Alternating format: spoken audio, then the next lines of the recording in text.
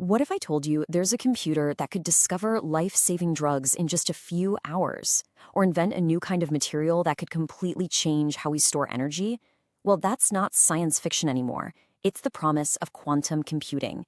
And right now, there's a global race to build one of these incredible machines, a race that honestly could change just about everything. So here's how we're going to break this all down. First, we'll get into why we even need this revolution. Then we'll decode the absolute heart of it all, the qubit. After that, we'll dive into the main event, a three-way tech race between giants. We'll also look at the massive challenges they're all facing. And finally, we'll talk about the payoff, the future that quantum power could unlock. Okay, so let's start with the big question. Why? Why is this such a huge deal? What's wrong with the computers we have now that's pushing us to invent something so fundamentally different? I want you to think about the most powerful supercomputer on the planet today. Got it? Okay, now imagine you ask it to design a new, super efficient molecule that could literally pull carbon dioxide right out of the air. You know how long it would take? We're talking thousands of years, maybe more. It just can't handle that level of complexity. And that's exactly where quantum computing is supposed to step in. You see, our current computers, even the super fast ones, are basically like trying to solve a giant maze by testing every single path, one by one. For some problems, that's just way too slow. A quantum computer, though, it's like it can look at all the possible paths at the exact same time and just knows which one is the right one. It's not just faster, it's a totally different way of processing information. So what's the secret sauce here? What's the magic ingredient that makes all of this possible? Well, it all boils down to one tiny but unbelievably powerful concept, the qubit. This right here is the qubit. It's the quantum version of the bit, the ones and zeros in your laptop or phone. But, and this is the crucial part, it has a superpower. It doesn't have to be just a 1 or a 0. It can be both at the same time. This is what gives it the power to explore all those maze paths at once. I love this analogy because it makes it so clear. Think of a normal light switch. It's either on or it's off, 1 or 0. That's a classical bit. Simple. Now think about a dimmer dial. It can be all the way on, all the way off, or any shade of brightness in between. It can represent a whole range of possibilities all at once. That's a qubit. And that in-between part? That's where all the magic happens. And this magic comes from three, frankly, kind of mind-bending quantum properties. First, you've got superposition. That's the dimmer dial state we just talked about. Then there's entanglement, which is just wild. It's like having a psychic link between two qubits. Whatever you do to one, the other one instantly mirrors it, even if they're miles apart. And finally, you have interference, which is basically a way to steer the calculation, making the right answers stronger and the wrong answers just cancel each other out. Now, with this kind of world-changing power on the table, you can bet the biggest names in tech are all scrambling to be the first to build a real, working quantum computer. So let's meet the contenders in this race. First up, you've got the legacy player, IBM.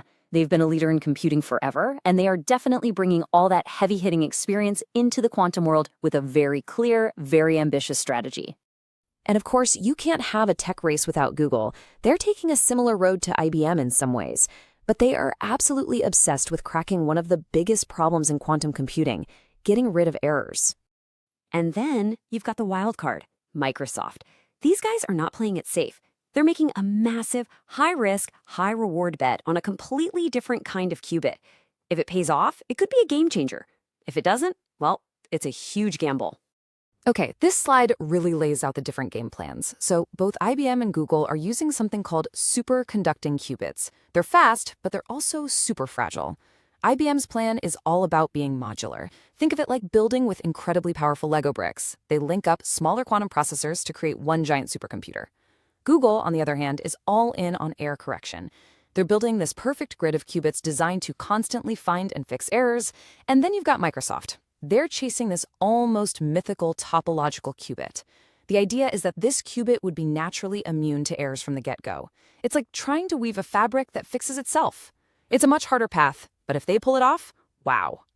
But here's the thing. This race is an absolute marathon, not a sprint.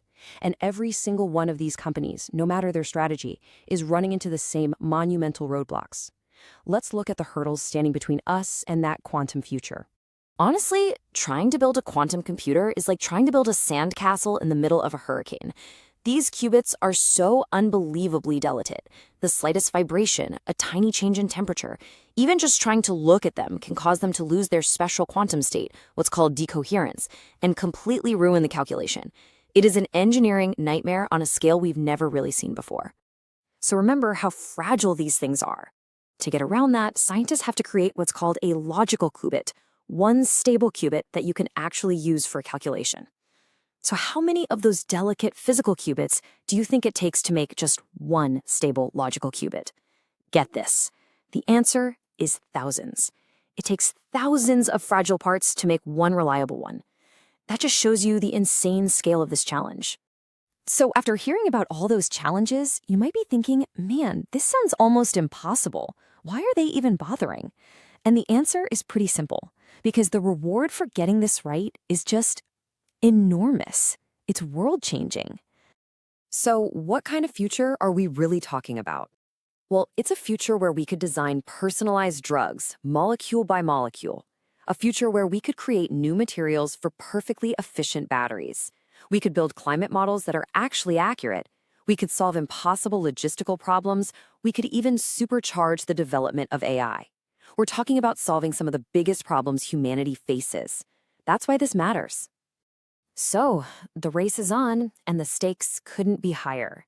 The finish line isn't just a faster computer. It's a future that right now we can barely even imagine. The real question is, which one of these teams is going to get there first? And what happens to the rest of us when they unleash that incredible power?